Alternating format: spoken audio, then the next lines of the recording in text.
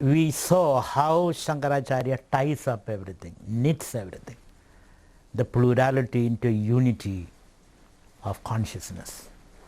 Everything emanates from there and it branches out, and through these many branches the essence of Brahman flows.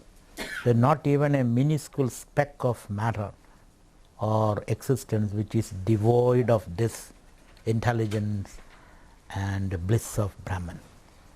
The whole universe is an ecstatic dance of Brahman, you can say, manifestation of Brahman. And hence Sarvam Kalyudam Brahma. All this that you see is nothing but God, Brahman. You and your neighbor, you and your enemies, you and your friends, you share existence with everything. You, the most intelligent roof and crown of creation, the tree, that animal, and even a piece of stone, everything shares the purity and blessedness and bliss of Brahman. That's what we have been saying. So in this emanation, by the description of this emanation, you also see the unity. So unity in plurality. So Hindus are not worshippers of plurality. Hindus see unity in plurality. That's the right way of putting it. You know, they are not polytheists. Though they worship many gods, since some of the Hindu Puranas say there are 33 gods. Then they expand it to say 33,000 gods. They say 33 million gods. Then they say everybody is God. Everything is God. So make everything a sacred. Sacredness is not confined to a space or a place. Sacredness cannot be confined, like you cannot confine space or air. Sacredness cannot be contained or confined. Its fragrance and its light is everywhere. That's the idea being given in this. So we talked about the 5 emanations of Brahman and its 5 properties and the 5 sense organs which come out of that. That's another emanation of Brahman. And these sense organs are made from respective tattvas, the sattvic aspect of these tattvas. Then the 5 of antakarana. Antakarana means the 5 faculties, the 4 inner faculties: mind, intellect, memory, and ego. And they process the information and then give you experience, cognitive experiences. And the ego is the kingpin or the presiding deity of this antakarana. And he says, this is what is this, I see, I touch, I smell, etc. is all said by the ego. Ego also is a faculty. It's a small world. It's a mini world, and then he presides over that mini world. And then he will not allow you to go beyond because he is secure in that environment. And he has been helpful to you to a certain extent, but now he has become a block. He stops you from flying out. It suppresses you. So once it, as they say, that which has been a light unto me start burning me now. It burns me now. That's what is happening. Ego was helpful, but it's no more helpful. Its role is over. Now you must jump out of it. Now, but before that, so we have explained the source of how the 5 sense organs were made. Now the 5 organs of action. Where are they coming from? Edesham panchatattvanam madhye agashasya rajasamshad vagindriyam sambodham. So you know these 5 organs of action. What are they? First is vak, speech. Then vakpani, hands.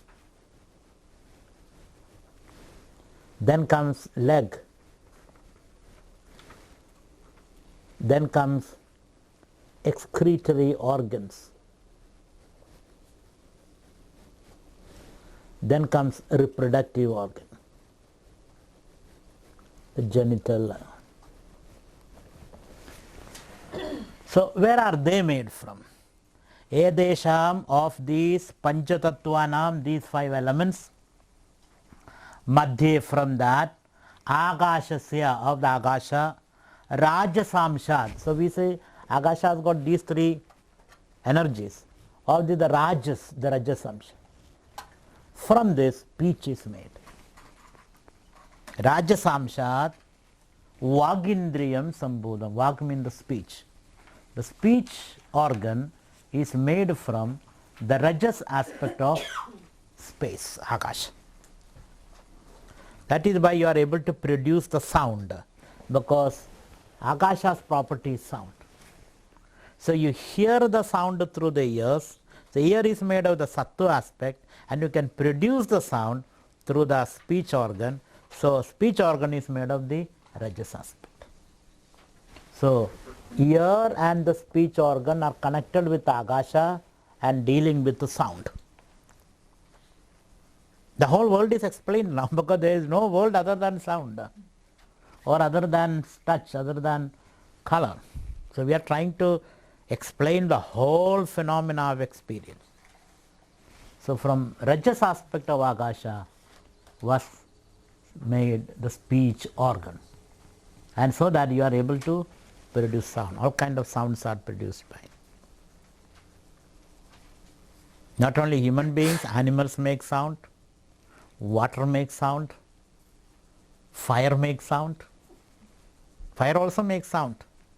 When the fire is moving up or blazing upward, it makes a very seductive sound. That's why people love homas. Homa means the fire and fire worship. All cultures began with the fire worship, whether it is Jewish or Indian or Iranian or whatever. Fire has got such a seductive charm. It has got a noise, sound. So to water, a running brook, cascading through round stones, and what a wonderful sound. It's a very wonderful sound, the cascading sound of water. You can go to sleep or to meditation, depending upon your level of consciousness. When you hear that, either you fall to sleep or you get into a different level of consciousness. Water, bird sound, or the water lapping on the seashore. Waves lapping on the seashore creates wonderful meditative experiences. Or the sound of a forest, or the rumbling sound of a chariot. The Upanishad calls it ninada, the rumbling sound of a chariot. When you rise, the consciousness arises to the kundalini, you hear these sounds. The sound of water, the sound of fire, the sound of a chariot, or the bellowing of a bull.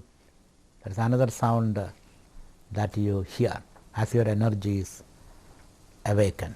So sound, which is produced by speech and heard by the ear, is all dealing with the Akasha. So, Edesham Panchatattvanam Madhye, so those who meditate, they hear all these sounds. A hissing sound, that is another sound which you hear. You know, snake hissing, that sound. So you get scared. Some people say, I don't want to meditate because I hear this hissing sound. But if you can overcome that, then you move into another level, because this hissing sound is your own unconscious hissing. Nobody else is hissing there, because there are many snakes slithering and snaking their way in the unconscious. So those snakes. I know one meditator who said at one time he saw only snakes everywhere. Everything looked like snakes.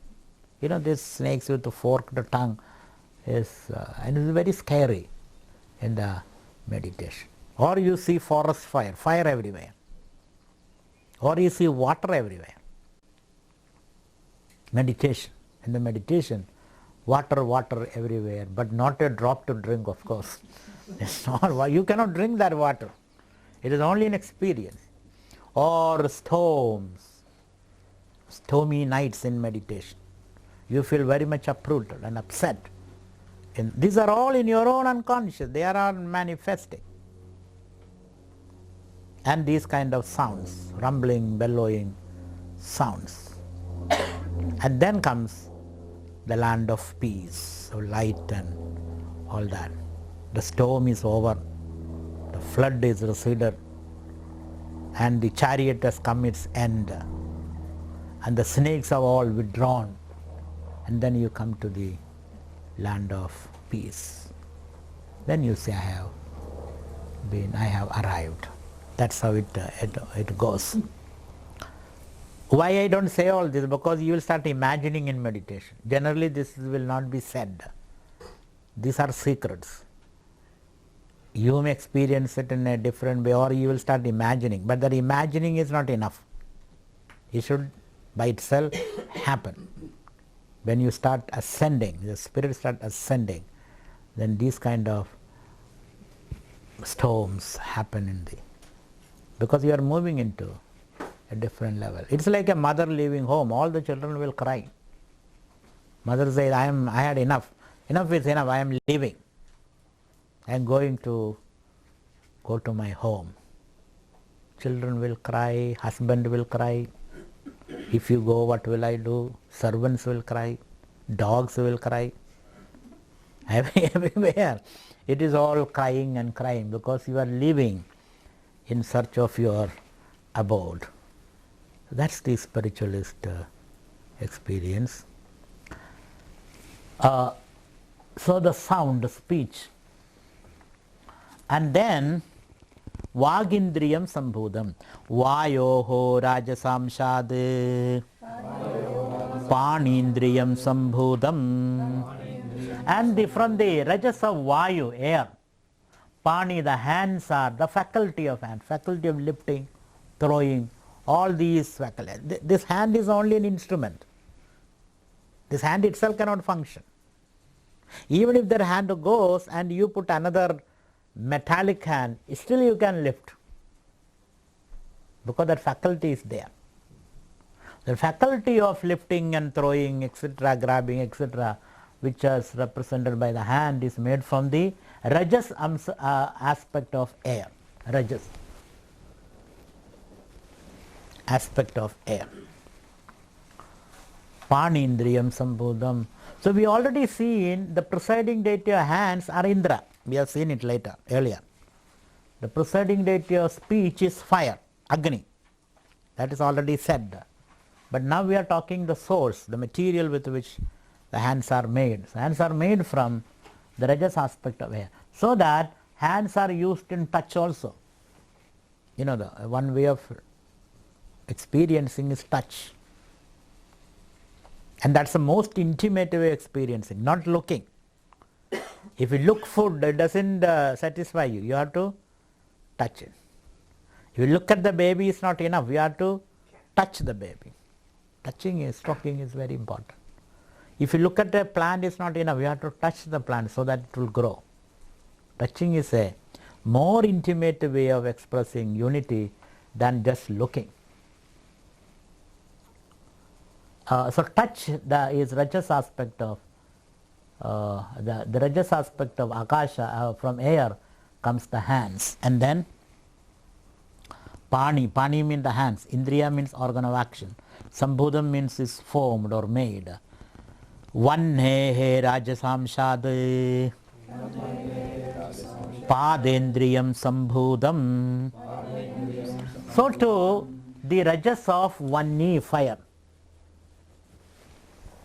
The legs are made, this certainly not here. The rajas of fire, the legs are made. Legs means locomotion. This is what James Watt discovered, that for locomotion, to turn the wheel, you need steam. You need steam. The rishis have said it long back. Locomotion is because of the fire. Without fire, locomotion is not possible, movement is not possible. So from the fire and the rajas aspect of fire, legs are, the faculty is formed. Vannehe rajasamshat padendriyam sambodham. Padendriya means these two legs, so that you are able to move from one place to another place. If there is no fire, it's not. And the presiding deity of legs are Vishnu, because Vishnu is a great walker, it seems. He can move from one planet to another planet by one step. So he is the presiding deity, frequently travelled god. So he is the presiding deity of legs, padendriyam sambodham, and with that you are able to walk. So what is the function of padendriya? Is locomotion, movement. And then finally, vannehe rajasamshat padendriyam sambodham jalasya rajasamshat ubasthendriyam sambodham. Ubasthendriya, the reproductive organ. Before that there is one. Jalasya rajasamsat. Yes, reproductive and then excretory. Excretory comes second.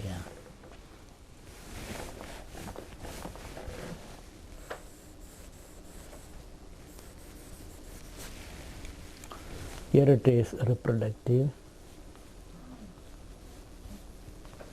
and then excretory. Tongue is water, so it must be excretory. You excrete sweat, urine. Yes.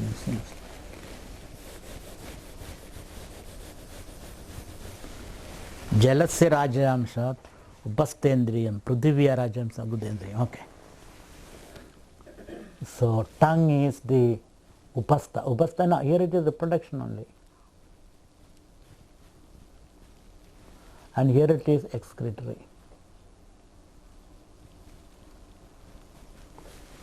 So it said jalasya rajasamsat upasthendriyam sambodham. So upastha is the reproductive organ, and the reproductive organ is from the rajas aspect of water.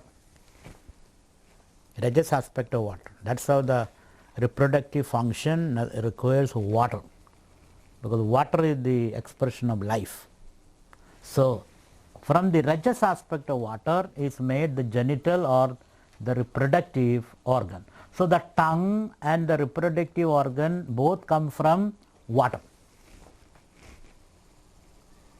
and the field of the expression of water is taste. So they all go together. The tongue, reproductive organ, water and taste go together. And the deity of the reproductive organ is Prajapati. We have seen that. Prajapati, the father of all creatures. So father is a concept in the Western as well as the Eastern concept. But Eastern concept, father is a lower figure. Mother is a higher figure. Brahman is the highest figure. So Prajapati. So jalasya rajasamshat upasthendriyam sambodham. Now prithivyaha rajasamshat gudendriyam sambodham. So we have a kind of understanding about it, that the food that you eat, which is basically water, a lot of water, 70% is water. The food that you eat become essence, rasa. Rasa become blood. From blood become the virya. Virya means the cells which become the living organs.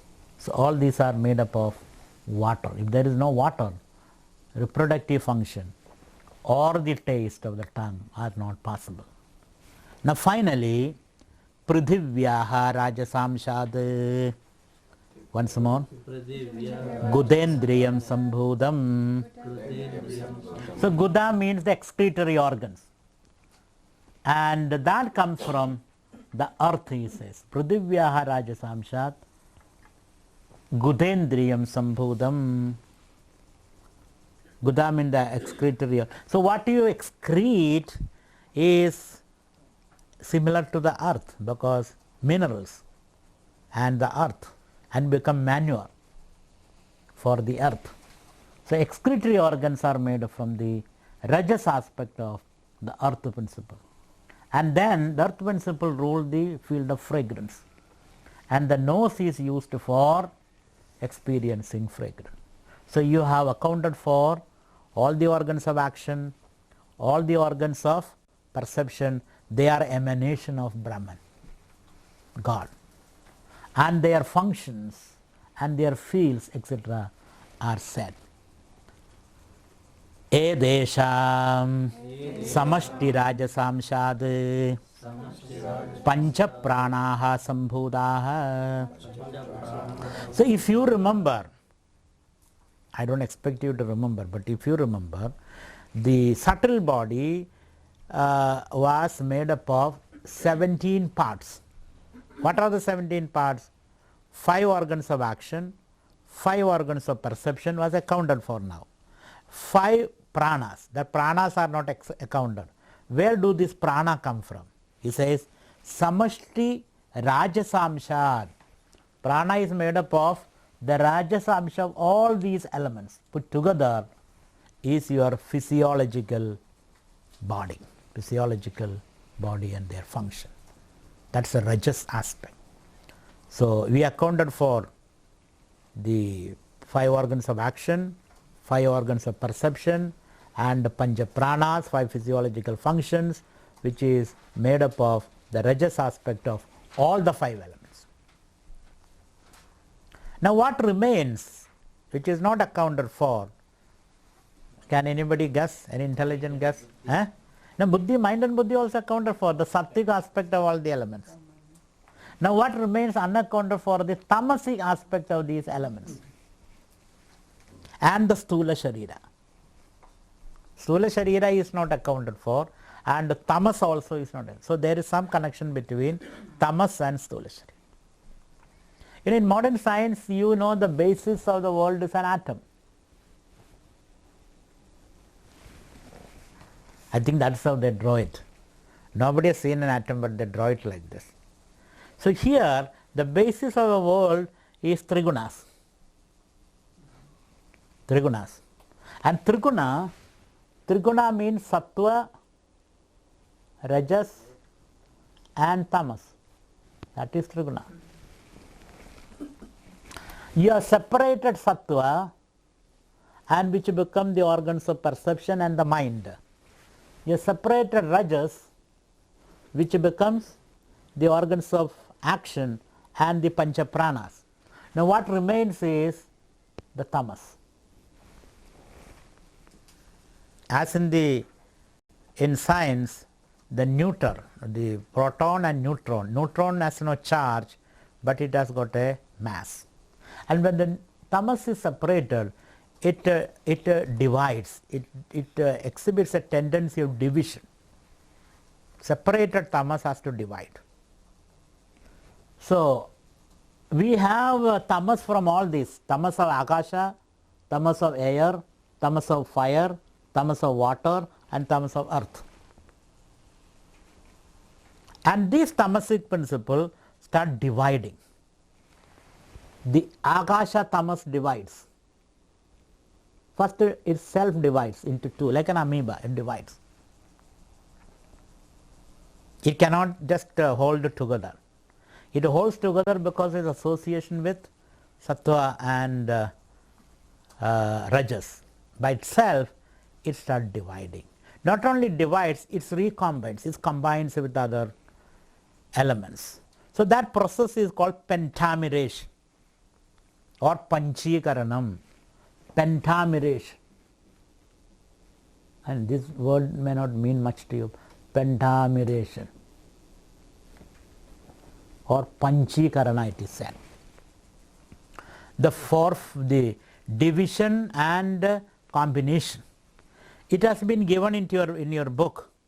If you see the book, that process of division and combination is given there. If you can see your book, what is the page? 36. Yeah, 36th page.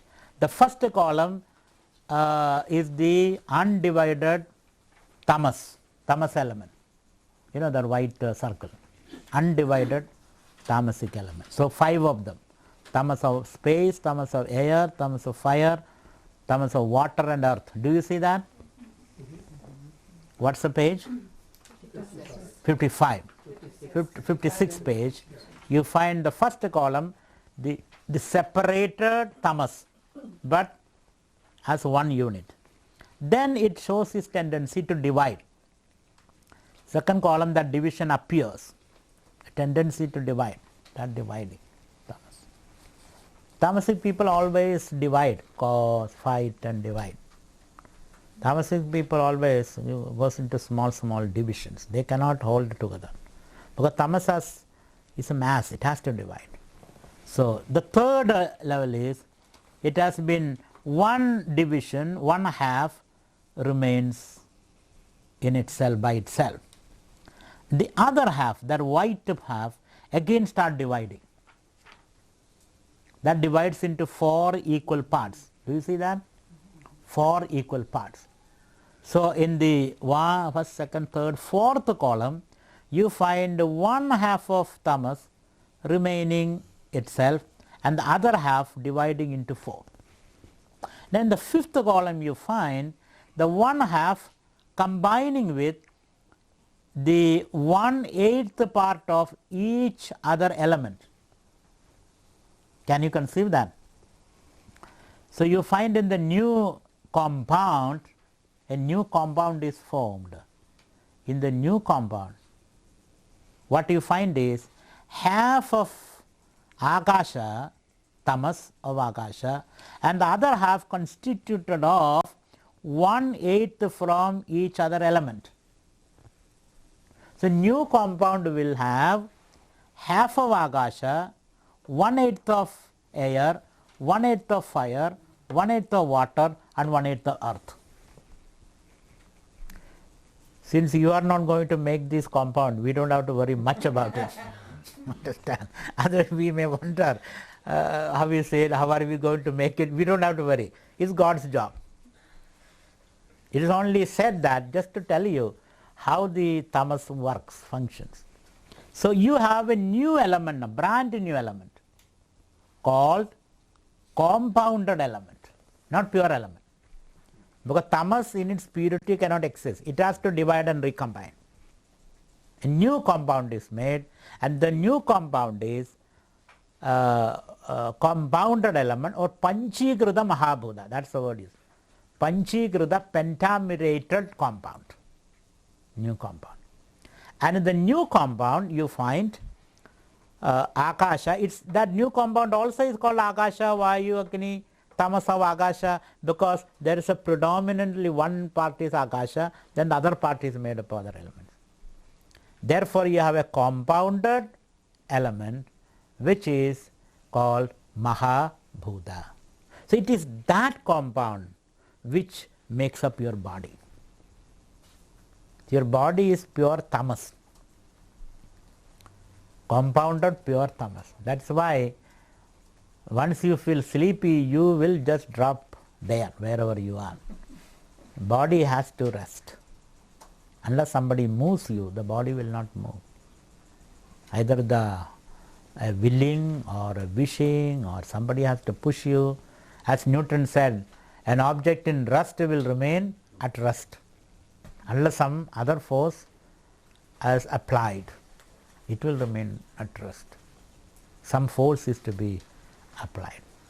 Tamas. And it's good also. If tamas is not there, you will not be able to rest. Because rajas is always active. Sattva is always reflective. The rest needs tamas. Sleep. Sleep is when tamas is active. Then you sleep. So one way tamas is very good because it helps you sleep, to sit. All these are because of the tamasic element. So tamas, the body, your gross body. What is gross body? Panchikrita Mahabhudehi Kritam Satkarmya Jannam Sukadukka Bhoga Ayatanam Asti Vardade Vibranamade Abhakshiyade vinashyadi di shadvikaravada yadada stula shariram. Stula sharira subjected to the sixfold modification, conception, birth, growth, change, decay and death. And it is a hut in which you live.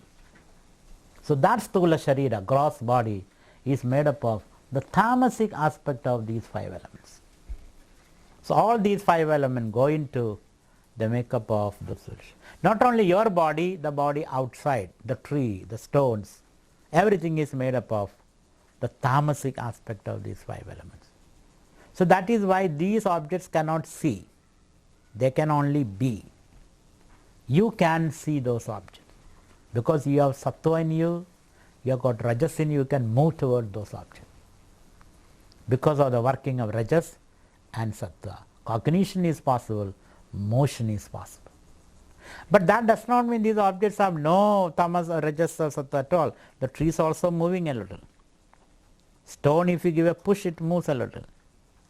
But basically, human beings, their body is made up of tamas, the organs of action and pranas, physiological functions are made of rajas, and their organs of perception is made of sattva, mind, intellect, ego, memory is made up of sattva.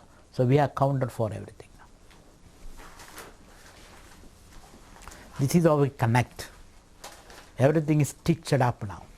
Beginning from Brahman, now we have the world, you have the sense organs, the organs of action, mind, interaction, experiences.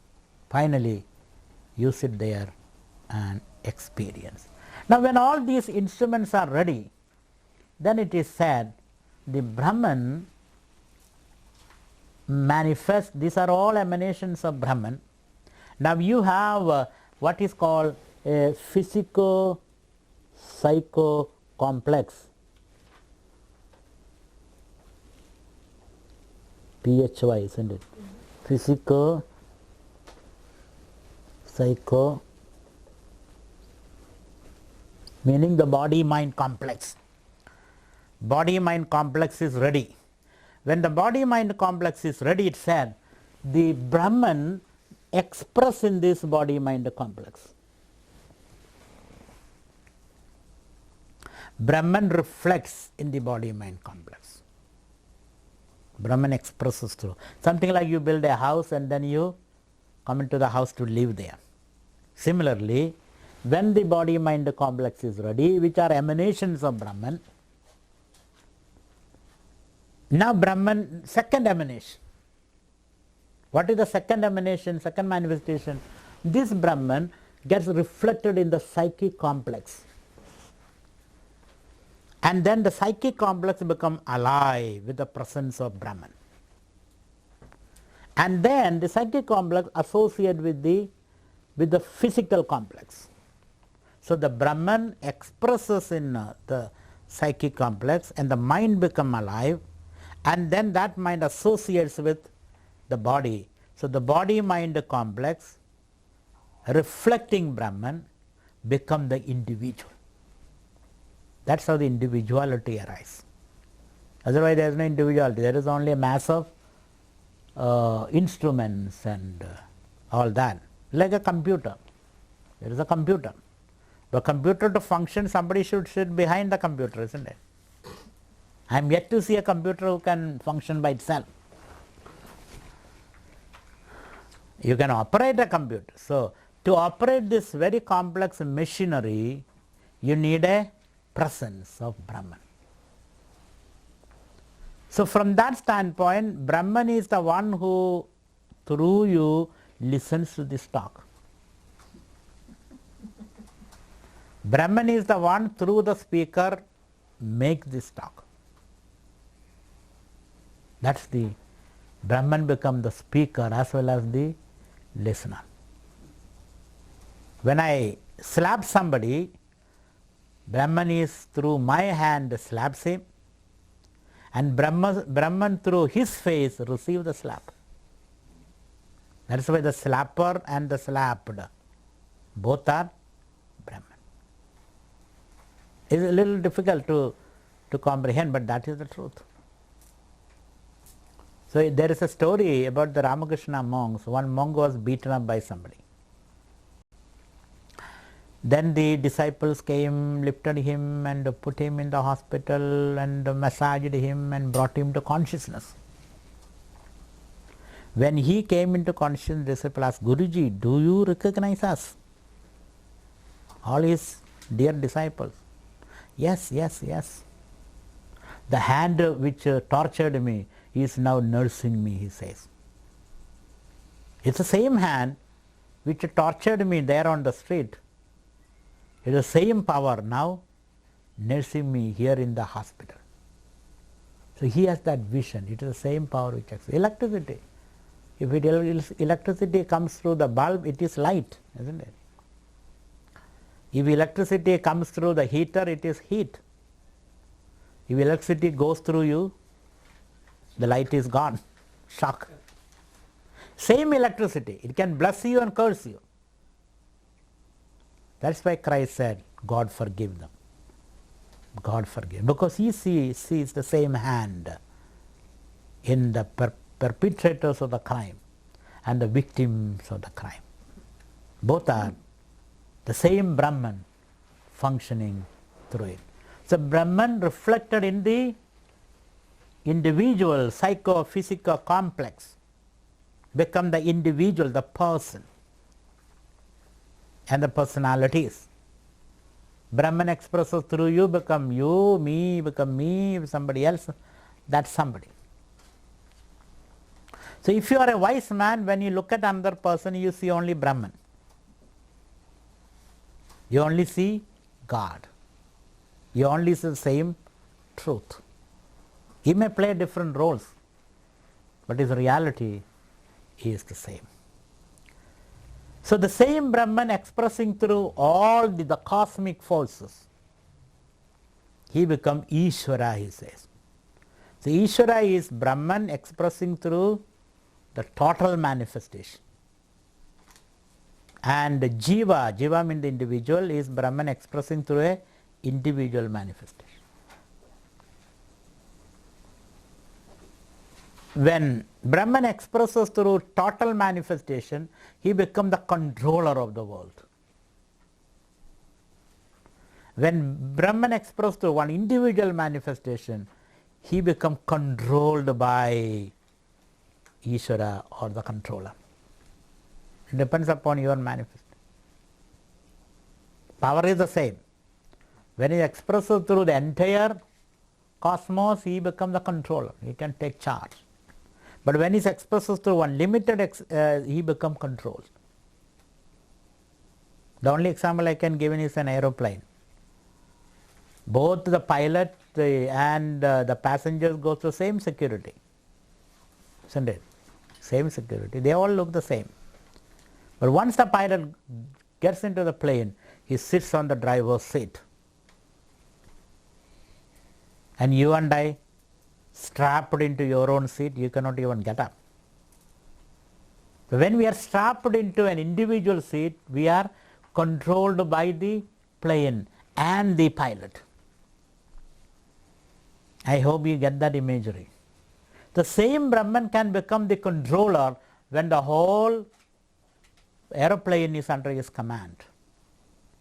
The same Brahman becomes the passenger when you are strapped into one seat.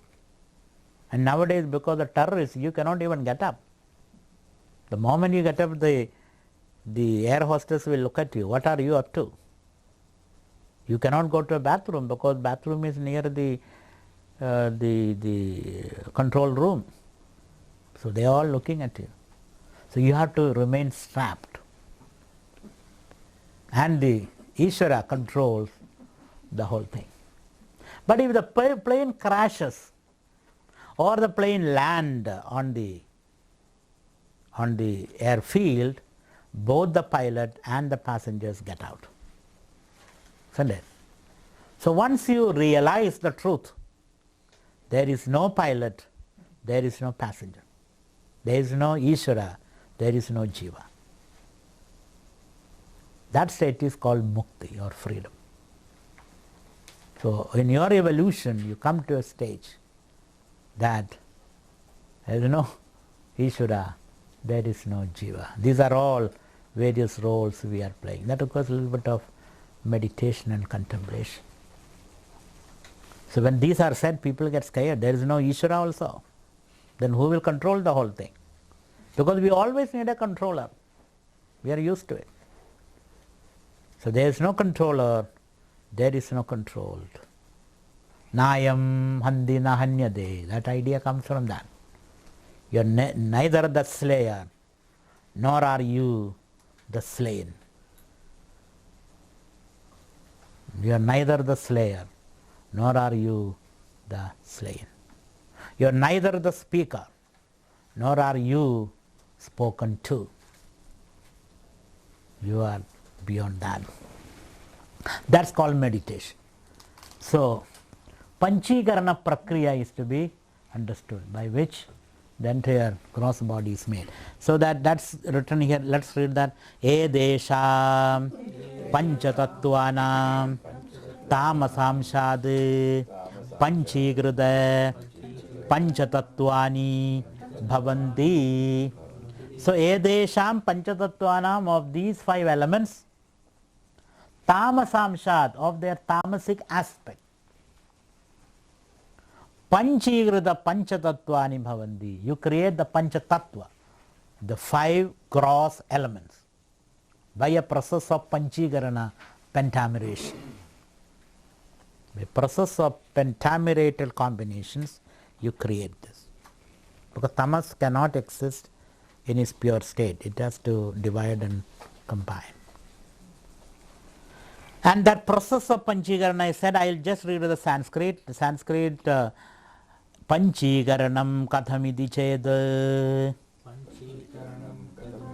edesham panchamahabhudanam tamasamsha sarupam egamegam bhudam dvudha vibhajya egamegam prithak tushnim vyavasthapya aparam chadurtha vibhajya swardham anyeshu ardheshu subhaga chatushtayam samyojanam karyam tada panchikaranam bhavati.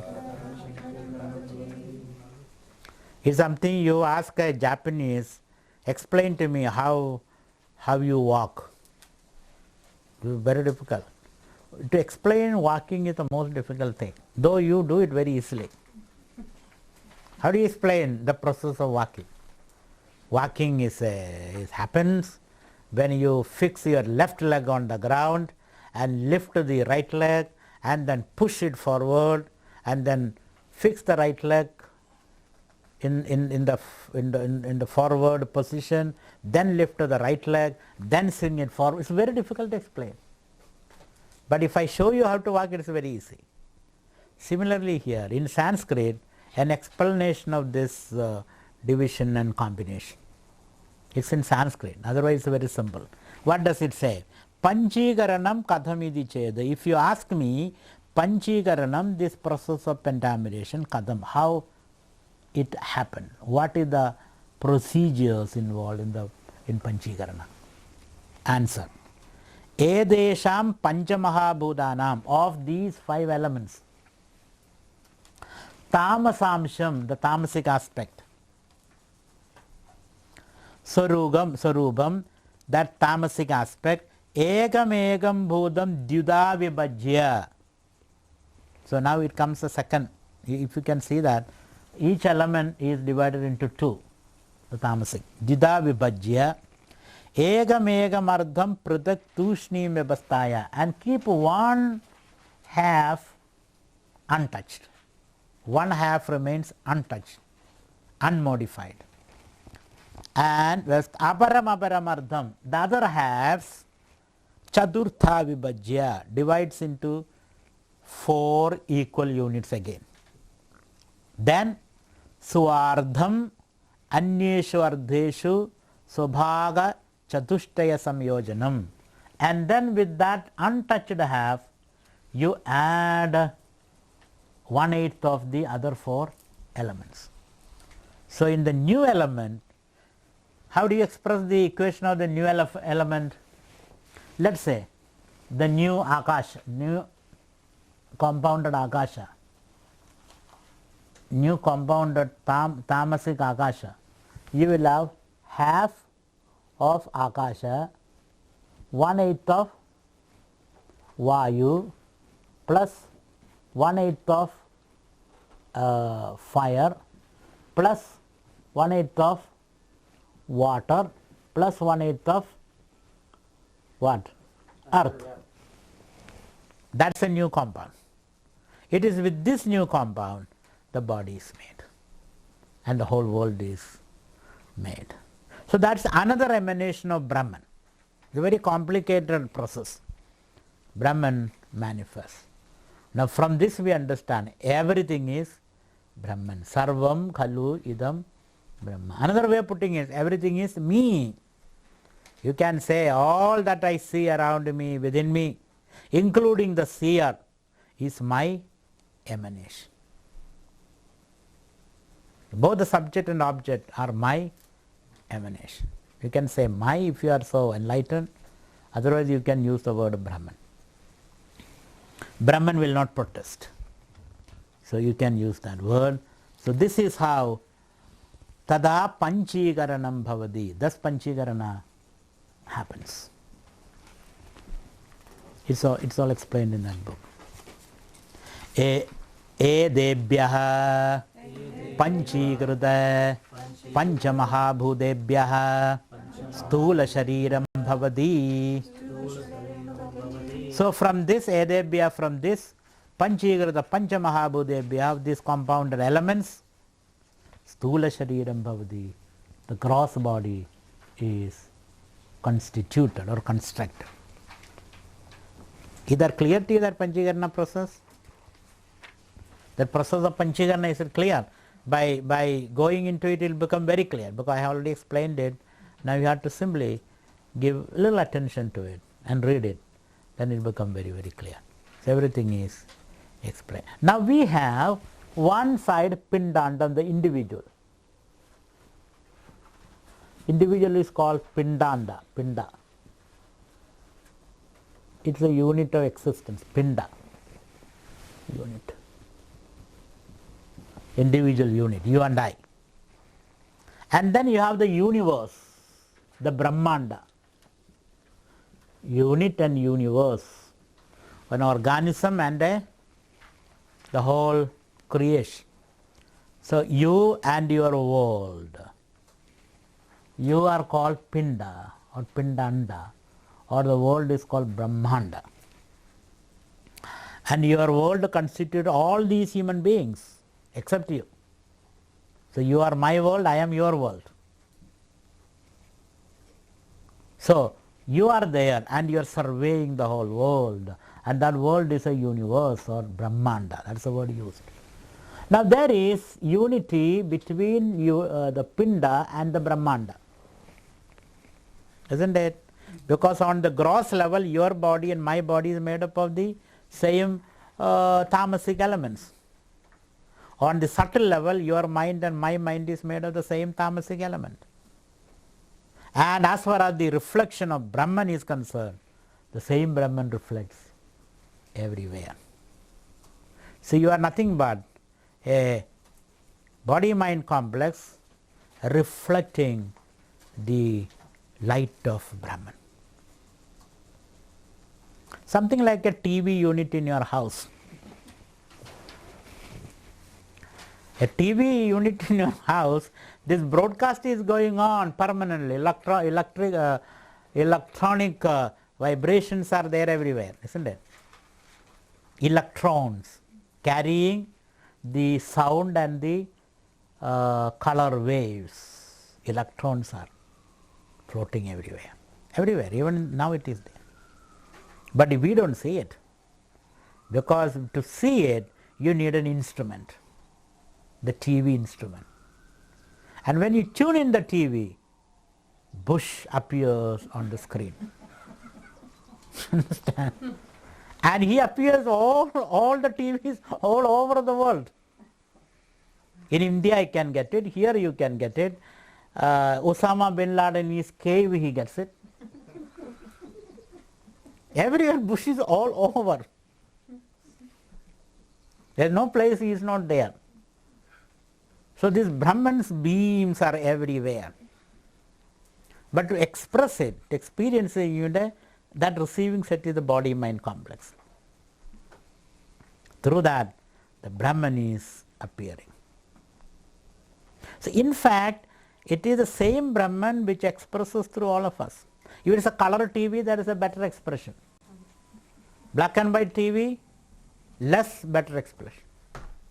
If it is a large screen, you can see it in a big way. If it is a small screen, if it you are seeing in a computer, very little. Depend upon the sensitivity of the instrument that you use. So in some units, the Brahman's expression is very good, as clear as Brahman is. That's why he is called a Swami or a Mahatma. In some, it is all dim, and such people are called samsaris, suffering. And when you watch that, a TV screen, the images fast moving, and you get a headache. That is why we all have headaches, because you are not seeing it properly. If you see it clearly, everything is wonderful for you. So, and then where is this Brahman? If you work into this, if you dismantle the TV set, you don't see it.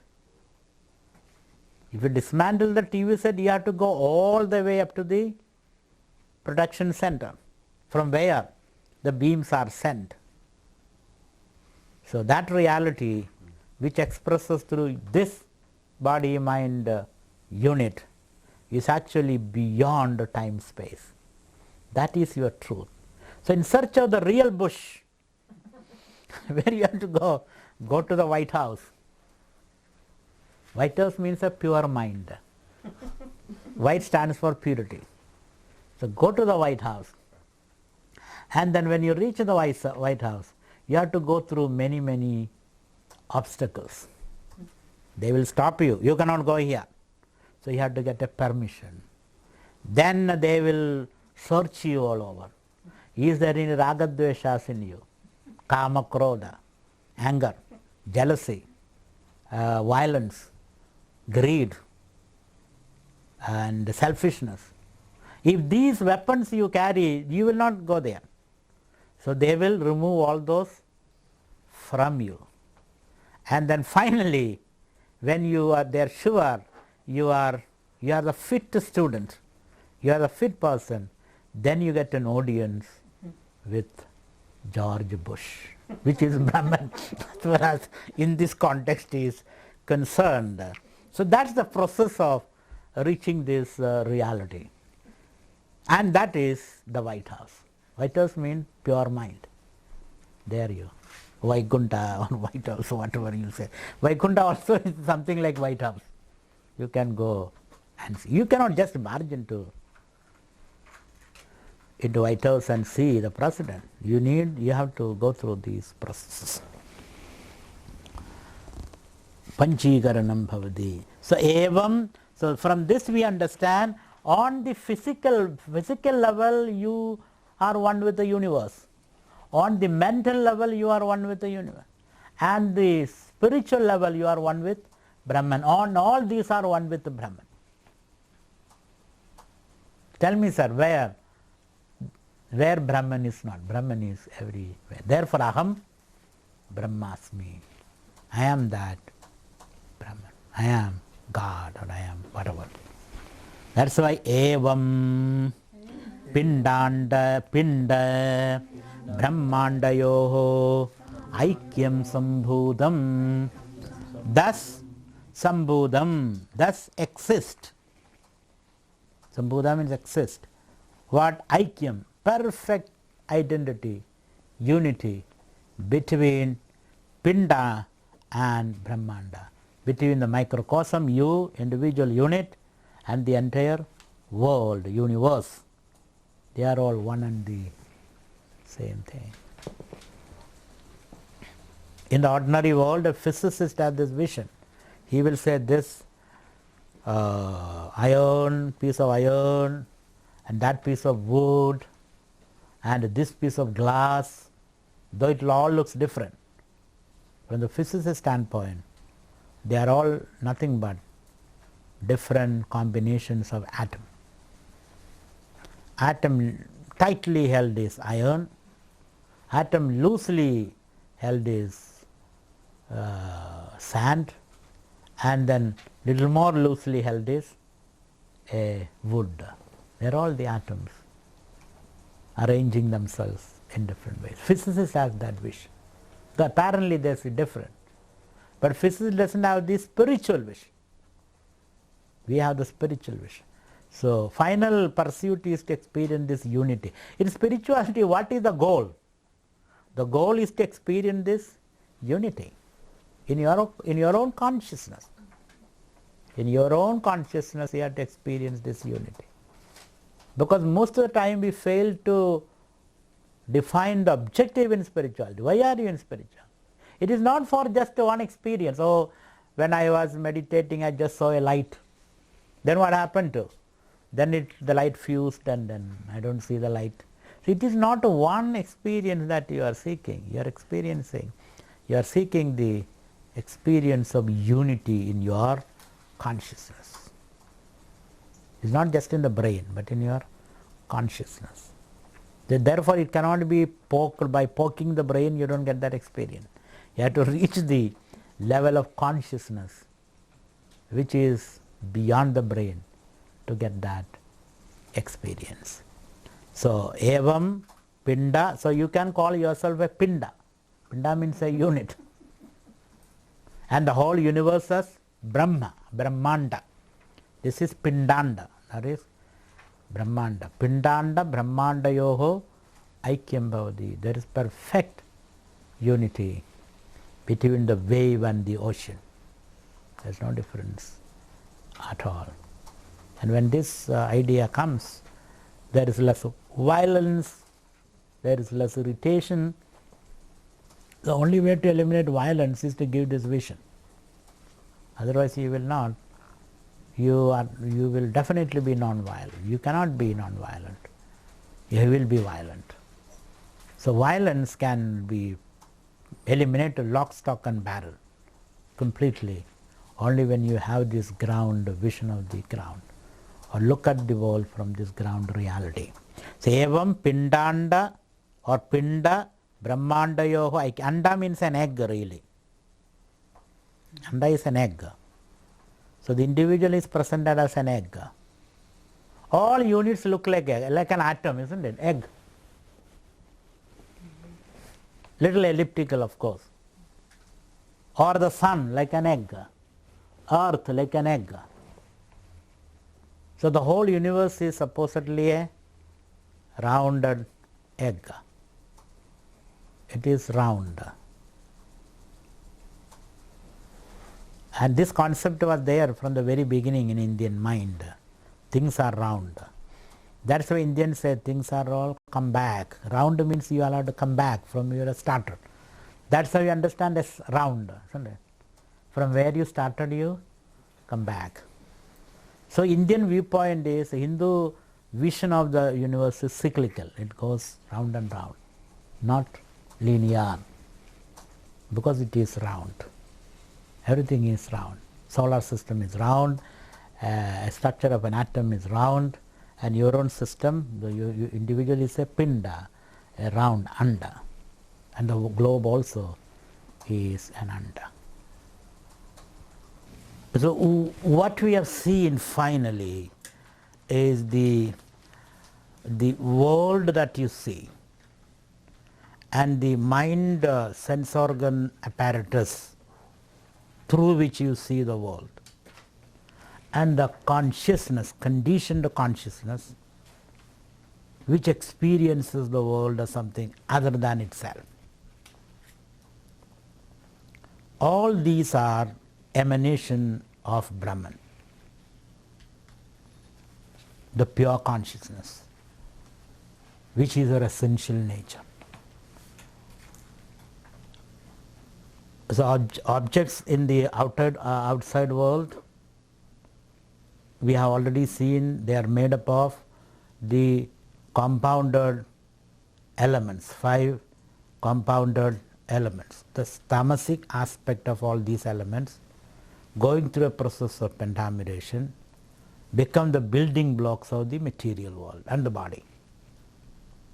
And the sattvic and the rajasic aspect, they are going to build the sense organs and organs of perception and the pancha pranas, as well as the mind, intellect, memory, ego apparatus. And then the Brahman reflects in that mind. It is a reflected Brahman. In Sanskrit we call it Antakarana Avachinna Chaitanyam, consciousness conditioned by the Antakarana, the inner apparatus. It is that which makes the mind alive, makes the body alive. So thus we have accounted for everything. Everything is nothing but Brahman. The Pindanda, the individual personality, and the Brahmanda, the collective creation. You are a creature as a individual personality, and the total creation, all these are brimming with the Brahman, we can say though, is saturated and brimming with Brahman. God is everything. There is nothing other than God. That's why Ekam Sat, truth is one. There is nothing other than God. Thus we spiritualize all our experiences. So if you can hold this vision in your individual episodic experiences, every experience becomes an opportunity to experience the divine.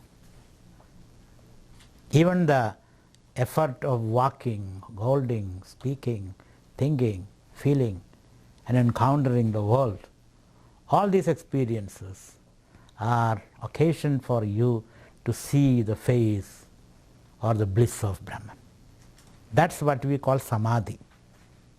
Constantly experience this is called samadhi. That's why Shankaracharya finally concludes, thus evam pinda brahmandayoho aikyam sambodham. There is identity, oneness between pinda. Pinda means the creature, individual, unit, you and I, and the Brahmanda, the collective universe. There is aikyam, there is unity. When you have that vision of the physicist, there is aikyam between this table and that tree. They are all made up of the same substance. And Brahman is the substance. It is consciousness, intelligence is the substance. So we can say the universe is alive, is full of information. It is nothing but information. All this we have seen. Now, next. Stula Sharirabhimani Jivanamakam Brahma Pradibimbam Bhavadi Sa eva Jivaha Prakrutya Sasmad Ishwaram Bhinnatvena Janadi. So in Vedanta there are two concepts, Jiva and Atma. Jiva is conditioned consciousness. Atman is unconditioned consciousness. And that unconditioned consciousness is experienced when you are in samadhi or meditation or in a detached state. Conditioned consciousness is when you are entangled with your mind, body, etc. So here Jiva is defined. Stula Sharirabhimani Jiva Namakam Brahma Pradibimbam. In the Christian theology, what they call soul. Soul is the Jiva here. Soul is something different from the body and the mind, but attached, always attached to the body. That's why when you are buried in the casket, it is expected that when God at the end of creation calls you from all these burial grounds, you wake up with your body intact.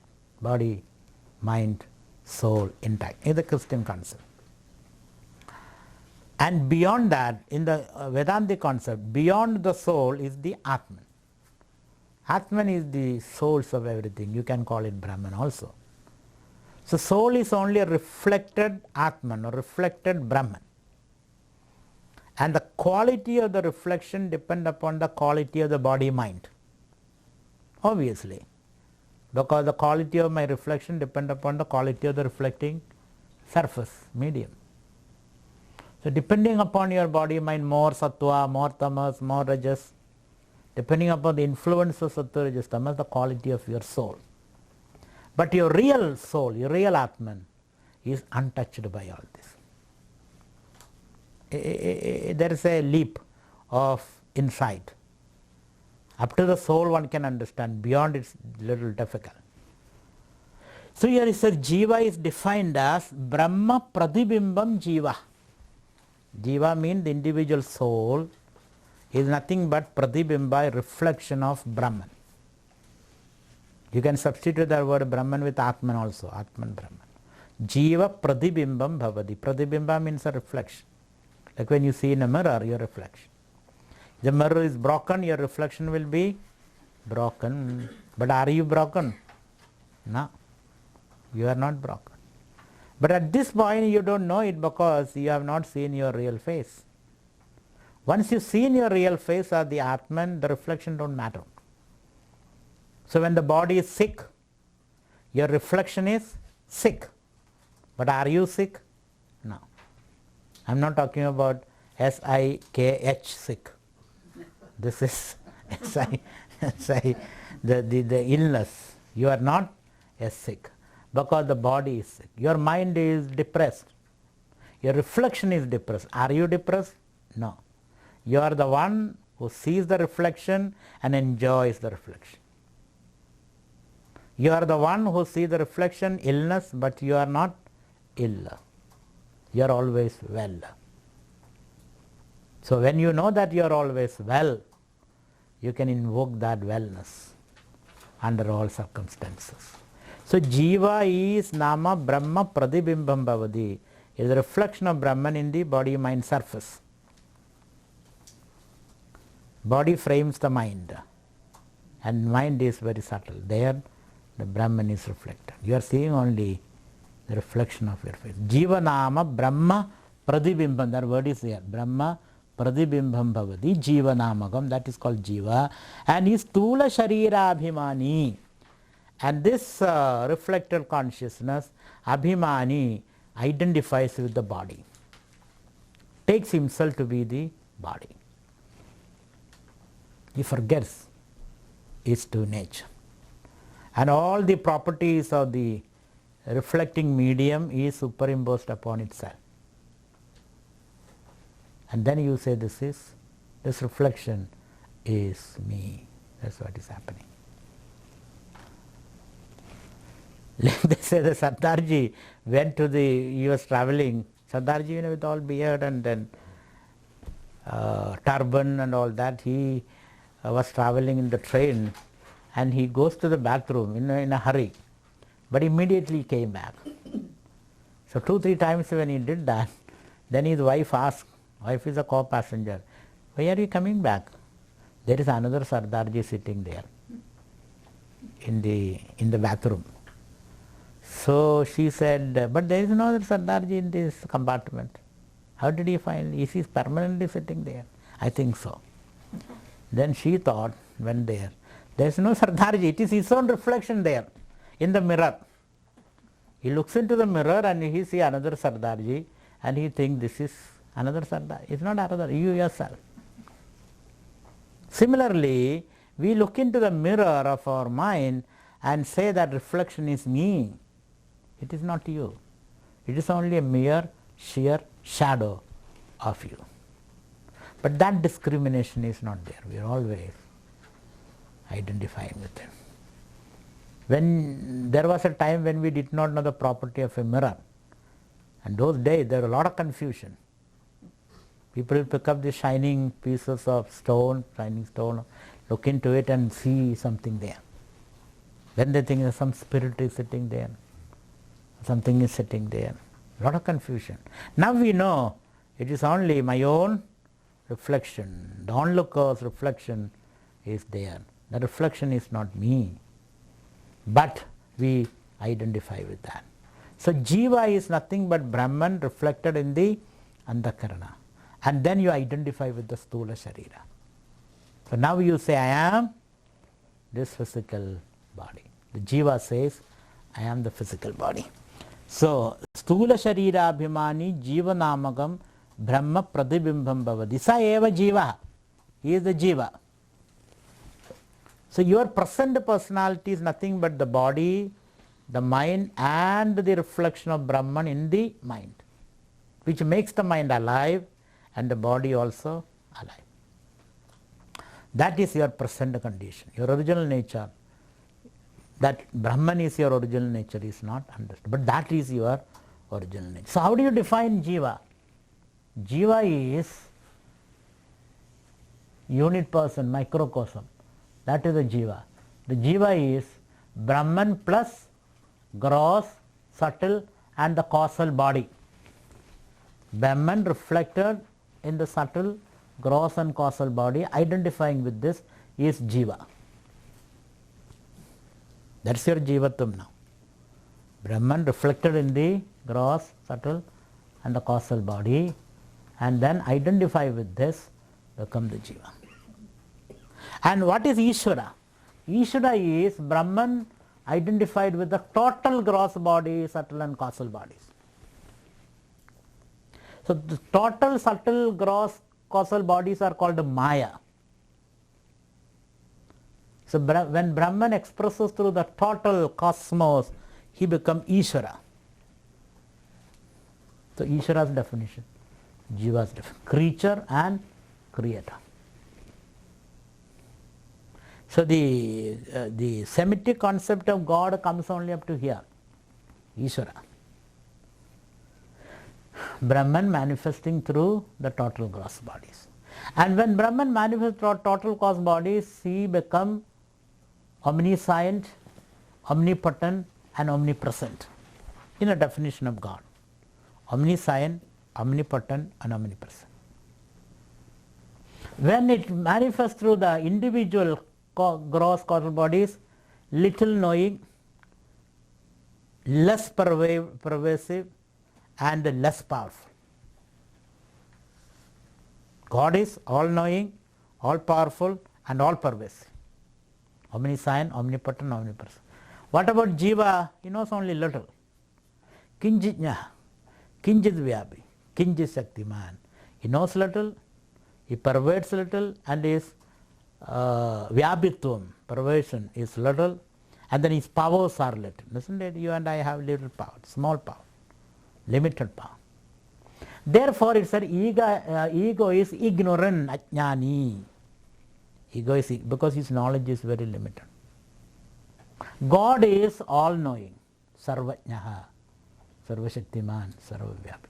God controls Maya. We are under the control of Maya. That's the difference.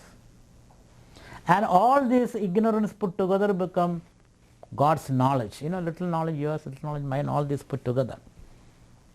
That's why I have seen when children chant and say national anthem. No child knows the complete national anthem. One sentence, one child knows another sentence. But when all of them sing, beautiful national anthem. That is God. Collectively, you are all knowing. Individually, you know very little. Isn't it? Collectively, you know. So God knows everything. You and I know well. And little knowledge is a dangerous knowledge. That's called ignorance. Little knowledge is called ignorance. Little knowledge does not mean, ignorance does not mean no knowledge. Limited knowledge. Ignoring totality, focus on a minuscule aspect of reality. Then you are. So thus he is the individual. That's why it says, Sthula Sharira Abhimani Jivanamagam Brahma Pradibimbam Bhavati. Seva Jivaha Prakrutya Sasmat. So in your meditation, what you are trying to say, you know, these pranic healers, what do? They bring your hand above your head and ask you to imagine that the power of Brahman is flowing through you, through his hand into your head. Power of Brahman is already there. You don't have to put the hand. It's already flowing. That's why you are alive. But you can imagine the power of Brahman flowing and animating my mind, my pranas, my vital organs, and my body. And through that, and when I open my eyes, he's shooting out and enlivening the whole world. It's that power of Brahman coming through me, animating me, and as a result I am able to breathe, think, see, walk, sit, fight.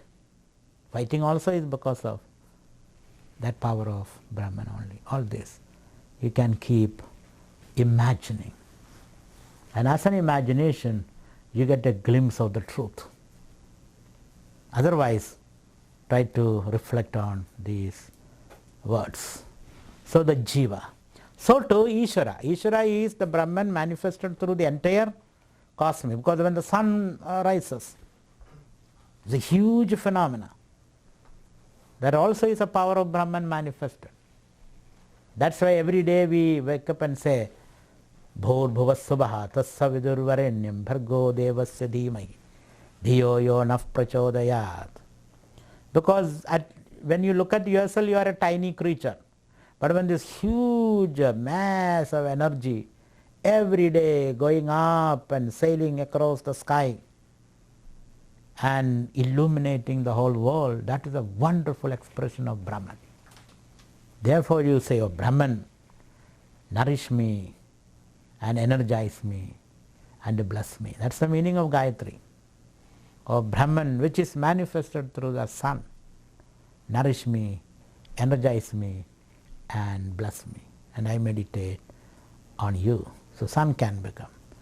So the Brahman expressing through the whole universe become Ishvara or God, generator, organizer and destroyer. God itself can be broken up. G means generator, create. O means organize. D means destroyer. So Brahma, Vishnu, Maheshwara comes there also. This is God. So the difference between God and you is actually the ubadhis. These are called ubadhis, adjuncts. Your adjunct conditioning is limited. He has got all the total adjuncts. That's what I said. A pilot has got the entire plane under his command, aeroplane. What do you have in your command? Only the belt. You can lock yourself or you can unlock yourself, nothing more than that. You are seated on the chair. So the difference between you and Brahman is actually in the conditionings. Brahman and the Ishvara. Ishvara has all the ubadhis. You have only one unit ubadhi. He has all the, that's why that is what distinguishes you from Ishvara. Not the Brahman's presence. Brahman presence is the same. The presence of Brahman equally is there in you and Ishvara. But Ishvara has all the ubadhis. You have only one ubadhi. But now we have seen even the ubadhi is a manifestation of Brahman. This ubadhi has no independent existence. Ubadhi means the instruments. Instruments have no independent existence. So I have given the value of 0 to the ubadhis. And the Brahman's value 1.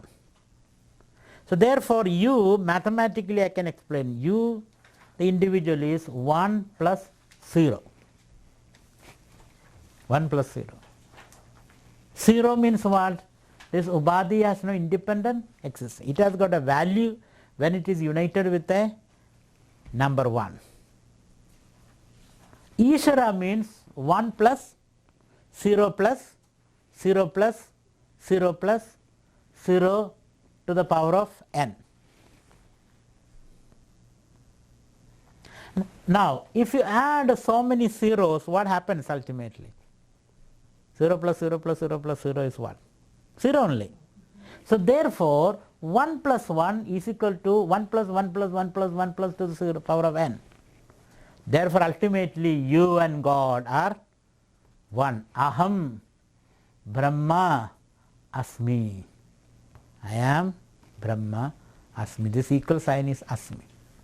There is no difference between me and God at all. Therefore, I am Brahman. I am one with God. Of course, different acharyas have given different twists to this equation.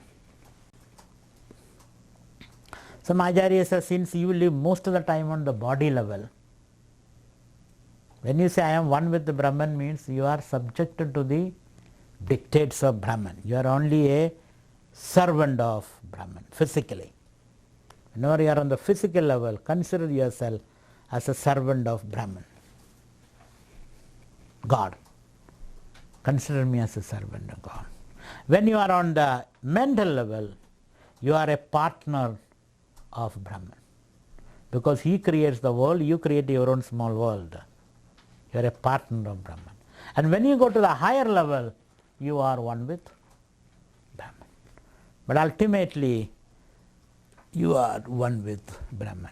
So that's the idea is being said here. Next one, avidyoba. So, Prakritiya, this jiva, somehow or other does not understand this equation. Prakritiya means by nature. By nature, thoughtlessly. Prakritiya means by nature or thoughtlessly. Sasmad Ishwaram Bhinnatvena Janadi. Know itself other than Ishvara, God. Know itself other than God. Not knowing that his whole being is dependent on God. He thinks I am different. That is the fundamental sin in Vedanta. The fundamental sin in Vedanta is this sense of alienation. You alienate yourself, exile yourself from your oneness with God. You know that example of the prodigal son. The prodigal son, father loved him so much. Father said, all my property is yours, everything that I have is yours. You are my darling son. We are one. But the son won't understand any of this. The more father loves him, the more he wants to be away from father. So one day he said, Dad, I am tired of you. Give me my share of the property. I want to leave. The father has to divide up the property, give him half of his property, and he immediately sold it and he left. He goes to the city of sin. He goes to the city of sin, dancing, drinking, smoking, partying, and all kind of things which you can think of. You go to city of sin. Because when you are alienated from your father, where else will you go? The moment you walk out of the gate, all the unholy elements will gather around you. Because lot of money. Father has earned all those money, it's there, everybody knows it. Then they tell you, here is enjoyment, there is enjoyment, they will drag you deep into the city of sin. And after sinning there, then suddenly you discover your pocket has got a deep hole. You are not able to, there is nothing in the pocket. All the friends have left you. You are a alien in the city also. Earlier, the city courted you. Now you are an alien in the city. The city has bled you white, sucked everything out of you. Now, what will you do? Now your job is to look after a pigsty. That is what we have come to, pigsty. Looking after the pigs and the noise, the filth, and the pigs will make noises for no rhyme or reason. If you touch them, they will make noise. If you don't touch them, they will make noise. They are big noise makers. So your brain is a factory where all the noise, all the pigs are running around, and you have to eat from the leftover of the pigs. You have to sleep with the pigs. Then you suddenly remember your father. My father was right, I should not have taken all the money, I should have lived with him. He knows how to invest money and make a good income, left to myself, I spent all of them, I was sinning all this while. Now the homecoming. You want to come home, but you are afraid. If I come home, what will my dad do? My dad may even close the door on my face. But with a lot of courage, and you come back. When you come, the father sees from the balcony, he runs down, embraces you, and he celebrates your homecoming. So that homecoming is what is more important. But at this point, you are in the first phase, home leaving. You always think you are different. You are tired of being with God. You want to alienate yourself. You want to move away. So that there is one psychological truth is, unless you go away, you won't have the joy of meeting. Unless you lose, you don't know the value of a thing. You must lose something. Your golden diamond ring, unless you lose it, because it was given free to you, so you have no value. You leave it there, one day you lose it. Then you get panic and you search all over, you get it. Thereafter, you are very careful about it. So similarly, Swasmad Ishwaram Bhinnatvena Janati. By nature, by a habit, thoughtlessly, I should say, you take yourself other than God, separate from God. And separate from God is a child separated from the mother. He gasps for breath. He yearns for the warmth. And he craves for the touch of the mother. The child, some or other, wants to come back. Similarly here, Prakrutya Sasmadisharam Bhinnatvena Janati. This jiva takes himself to be separate from God, get exiled and live in the city of sin. Avidyoba, I think there is a city called Sin in Michigan also. Avidyobadihi sanna Atma Jiva ityuchade. So this Ubadi, the Jiva's Ubadi is limited Ubadi. Therefore it is called Avidya, limited. Avidya means limited. That's the Ubadi of the Jiva. We operate through these limited Ubadis, body, mind Ubadis. Savidyobadi sanna Atma Jiva utichade. Atma become the Jiva confined to this Ubadi. That's your present state now. Self-exiled, away from home. As a rebel and a fugitive, you are running around in this world. You are a homeless person. You are a fugitive. A runaway from law, a fugitive from law. And now, what about God? Mayobadhi sanna Ishara ityuchade. So this collective Ubadhi is called Maya, because that's all coming from Maya. So Brahman expressing through the collective Ubadhi, Ubadhi means adjuncts or instrument, is called Ishvara. So collective Ubadhi, Maya Ubadhi sanna Ishvara ityuchade.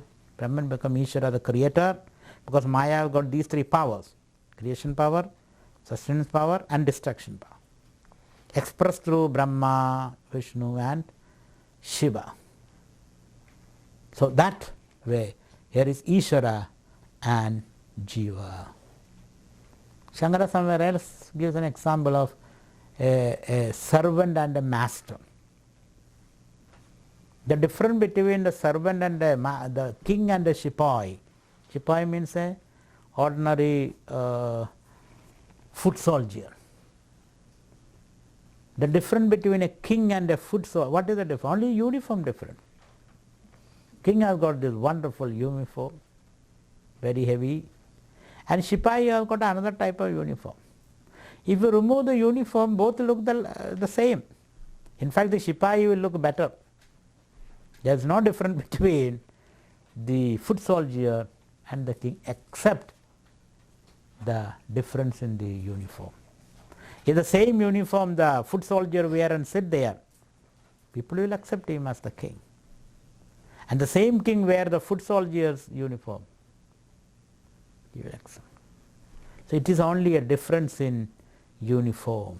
Uniform means identification. Depending upon identification, we play different roles.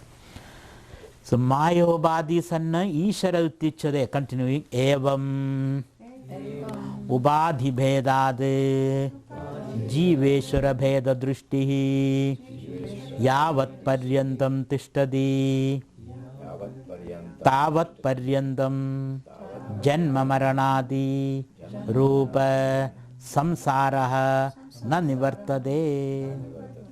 So he said, Evam, thus, Ubadhi Veda, due to these Ubadhis, conditionalities,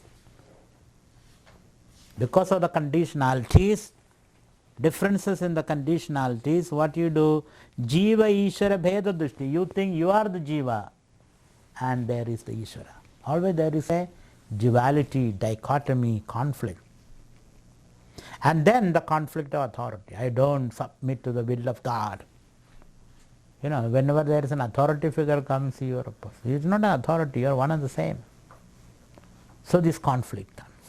Jiveshwara Bheda Drishti means, Bheda means division, Drishti means the notion that you are and God are separate. And Tavat Paryantam Tishtadi, as long as that notion remains, Yavat Paryantam Tishtadi, Tavat Paryantam, so long, Samsaraha na nivartade, your suffering will never end, he says. Samsara means suffering. Because your suffering is the longing. The longing for something is the meaning of suffering. The longing for God is the suffering. Because you are separate. So long you remain in that notion, as long as you remain in that notion, so long samsaraha na nivartade. There is no ending of samsara, ending of time, ending of longing. And samsara is explained further.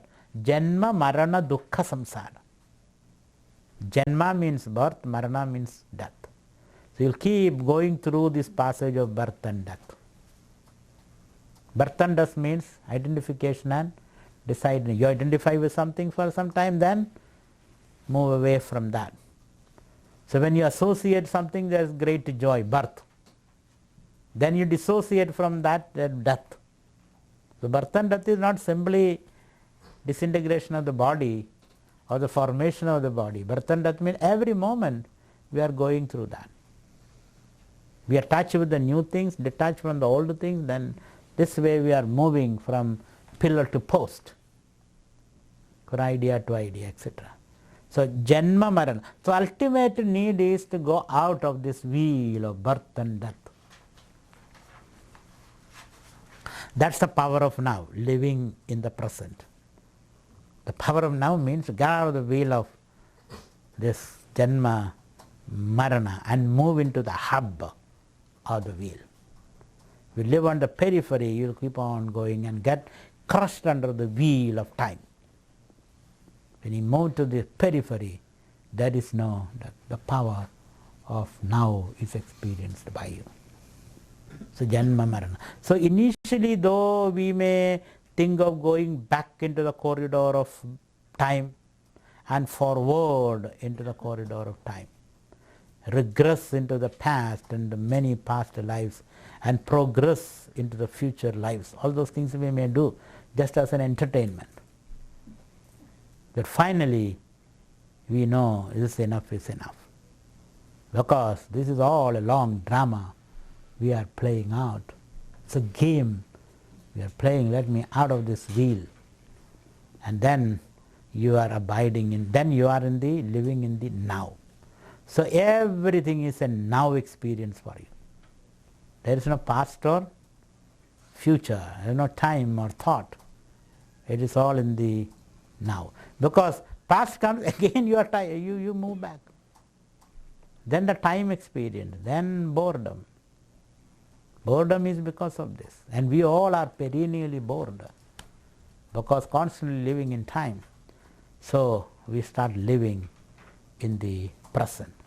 So Tavatparyandam Janma Maranadi. Janma Marana means Janma Marana Adi means dukkha, suffering. Suffering is a time. Time is suffering. Why time is suffering? Because nothing more. You go back and forth, all this travel, expectations, disappointment, frustrations. Somebody said time is hell. Why in hell time never moves? That's why it's hell. So wherever you don't feel the time is not moving, then you are in it. You keep looking at the watch, only 5 minutes, only 6 minutes, 6.5 minutes, only 1 second is off. Whereas if you are in bliss, there is no time at all.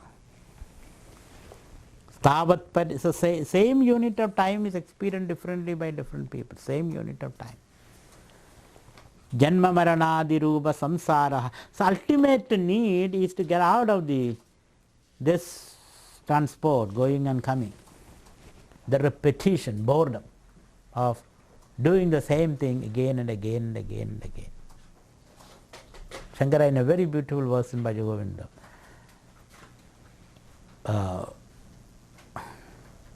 he talks about this going and coming, birth after birth. Please save me from that. Nalini dalagada jalamadi taralam tattvad jivita matishaya chabalam vidhi vyadhya vimana grastam logam shogahadam sujana samastam punarabi jananam punarabi maranam punarabi janani jadare shayanam miha samsare bhagudustare kribaya pare pahi murade, he says. Punarabi jananam punarabi maranam. Now I with much difficulty get out of something. Where are you now? Into something. Punarabi jananam, punarabi maranam. So with much difficulty I got out of this, and then I am in some punarabi jananam.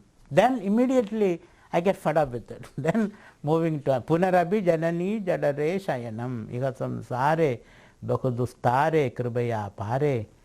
Please save me from this. This circus is going up and down. Now, so how do I begin? How do I begin with this process? The process of living in the present and experience the power of the now, and unmolested by the past and the future. To direct jump into the present. How do I achieve it? Is the question. Begin with this. Tasmad karanad na jiveshwarayoho bheda buddhi svikarya. So therefore, na svikarya, don't accept it, theoretically at least. Don't accept the proposition or the assumption that you are separate from God, that the goal that you are seeking is separate from you. It is already latent in you. Whatever you seek in life is late. Don't accept that separation. If you think it is separate, then the struggle is endless. One has to accept it is already, you are already there.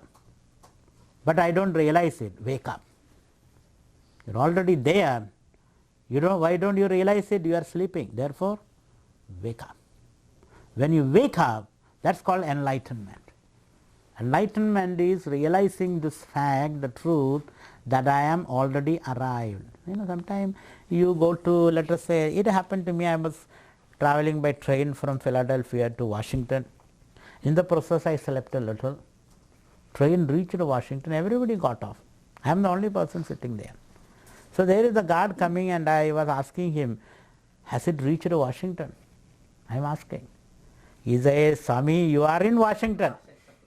Wake up, get down. So don't hang around and saying whether you are in Washington or not. You don't see Washington. Not knowing is, I am waiting for Washington to come. If I wait more, what will happen? The train will pull off. And I will be back in Philadelphia. And I have to pay also. Because I have only ticket for up to Washington. So not only I don't reach Washington, I reach Philadelphia, Punarabi Jananam, Punarabi Maranam. Went there, came back. And then again I go there, again come back. And I never get down from the train. The only people who are happy, the Amtrak people. They get money, $100 this side, $100 that side. And I am in this circus. Punarabi Jananam, Punarabi Maranam, Punarabi Janani, Jadareshan. But luckily, by God's grace, this man told me, because I don't know where is Washington. Understand? Therefore, this man has to come and tell me. I can only ask.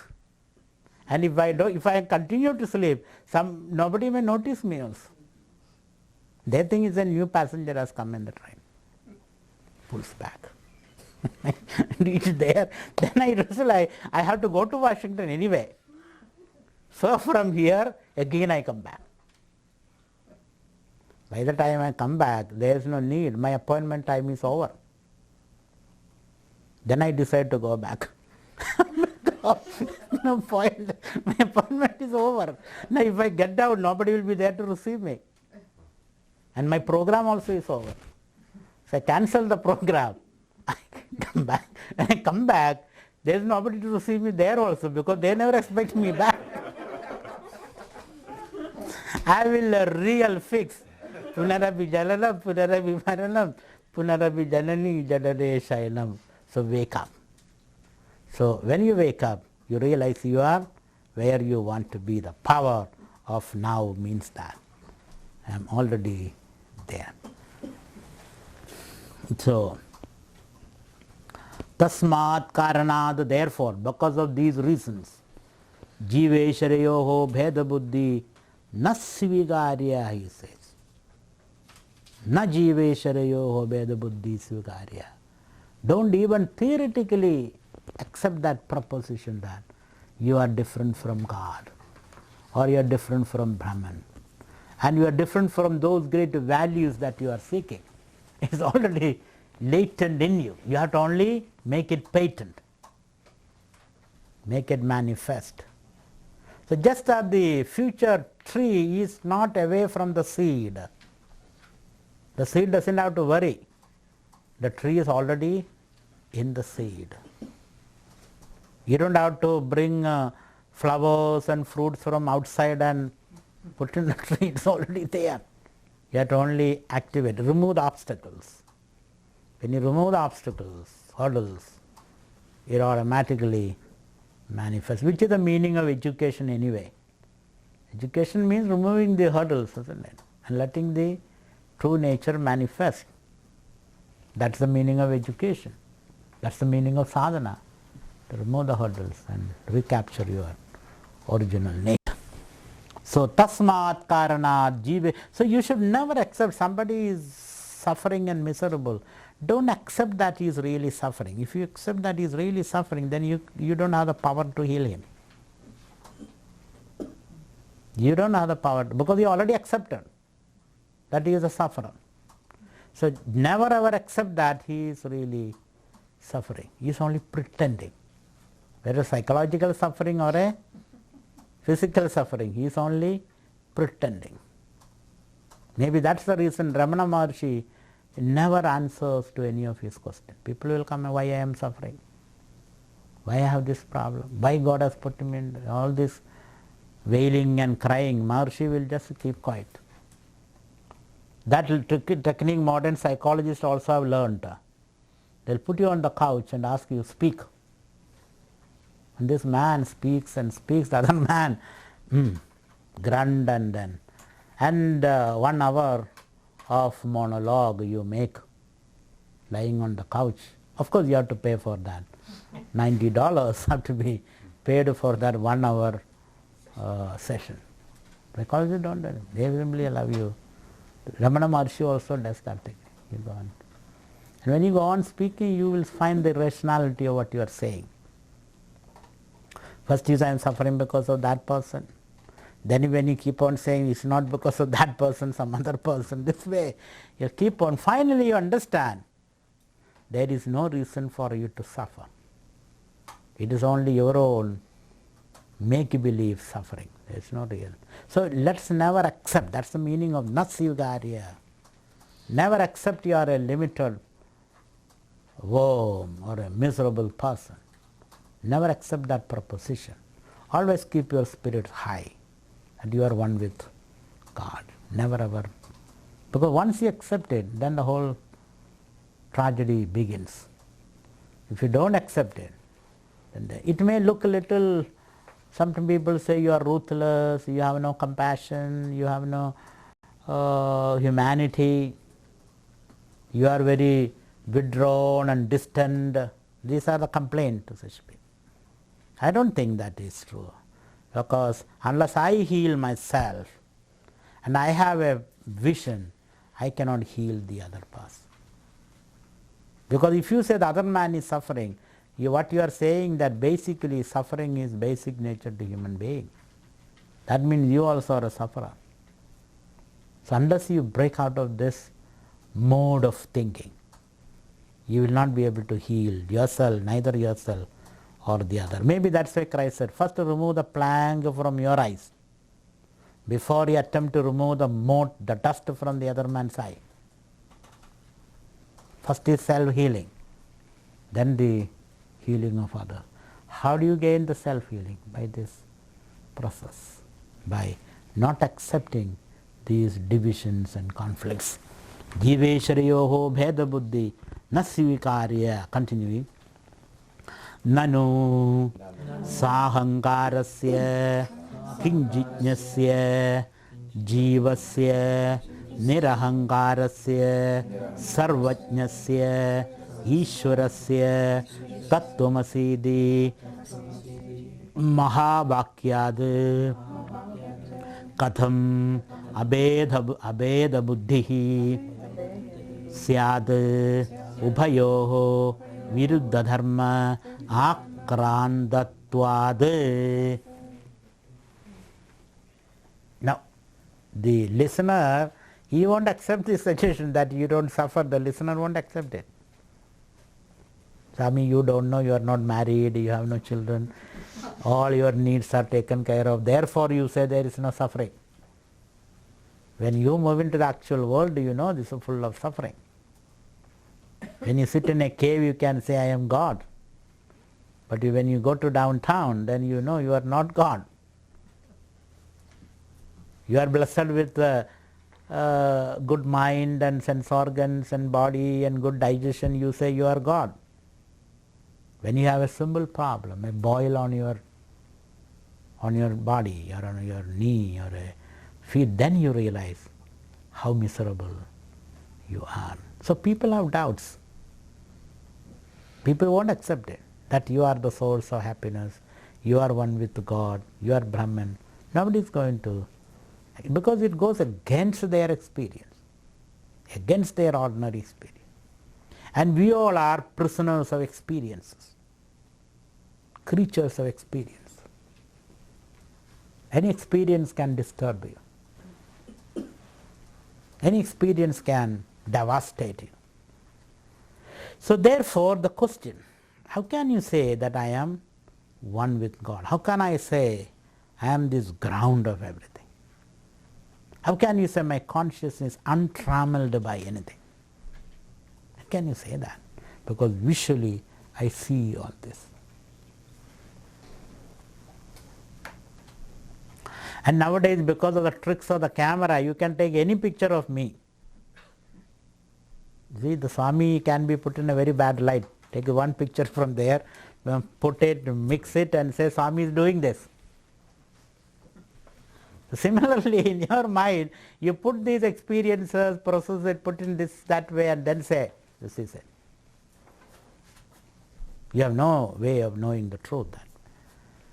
So the question the seeker or the human being asks, how is it possible? How can you say I am immortal? How can you say I am blissful? How can you say I am this again? That is not my ordinary experience. Can I have a experience of it? Now the pity is that you cannot have an experience of it because you are already that. So if you wait for an experience in time, you are only become a prisoner of time, waiting. And waiting, it never comes.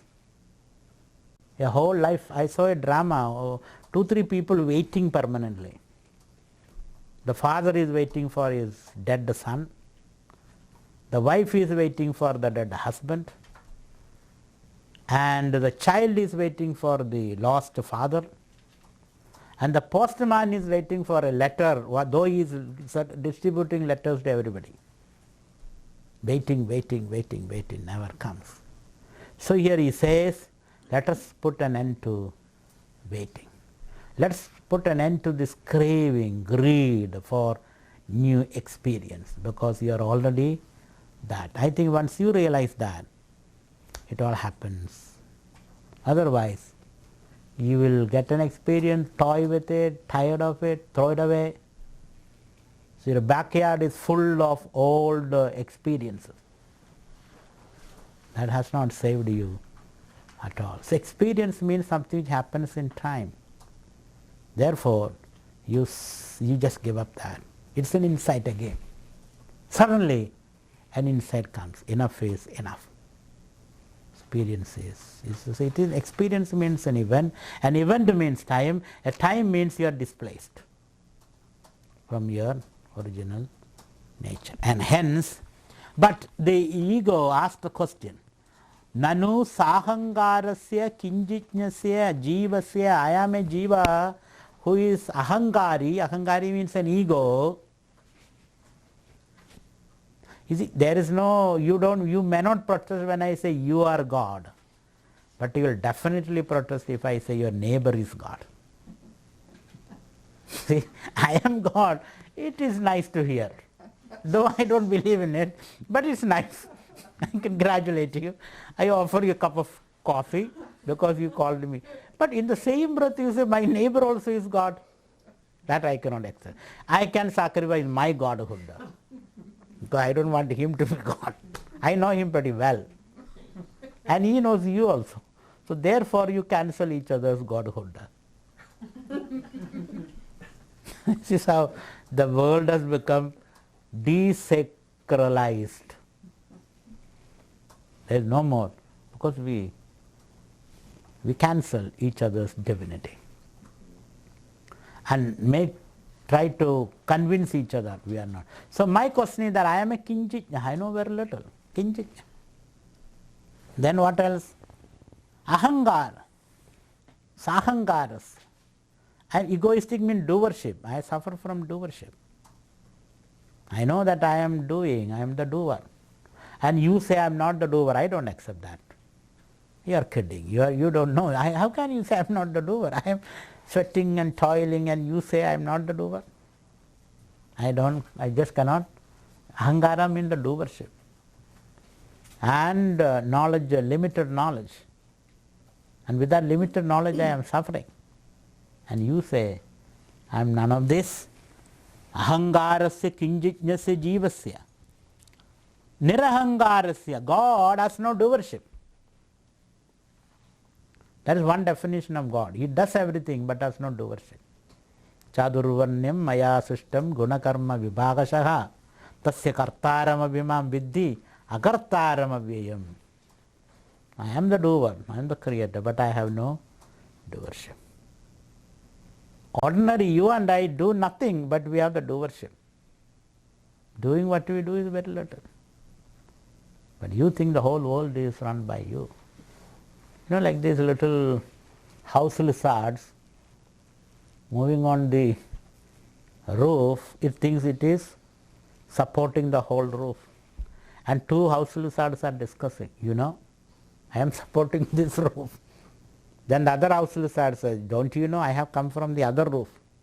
It must be collapsing now because I am not supporting that. This way you have the doership. God has no doership. He does everything but does not do it. So God is free from ego, and Sarvajñas are all knowing. Ishwarasya, how can you say there is Ubayoho Viruddha Dharmakrandatvad? They have Viruddha Dharmas, contradictory characteristics. One knows everything, one has no ego. The other one knows nothing but think that he knows everything.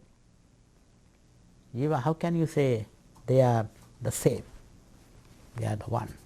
They have extremely contradictory characteristics.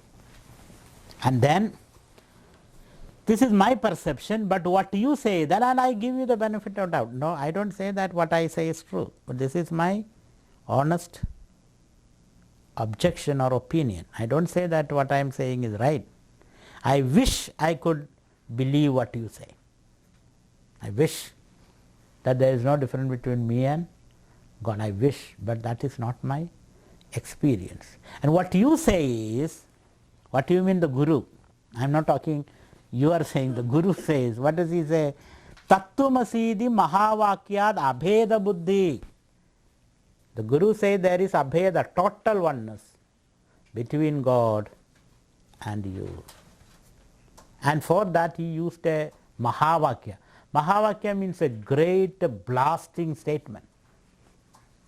Very blasphemous statement, let me put it that way. Mahavakya means a blasphemous statement. What is that?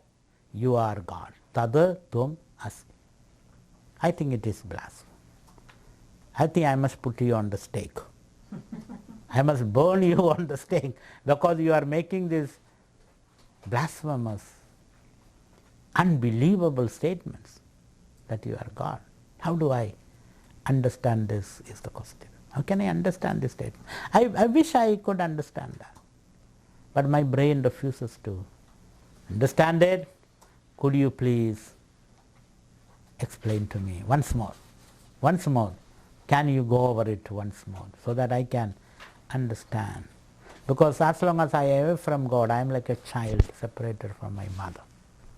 I want to be one with Him. And I don't know where and how.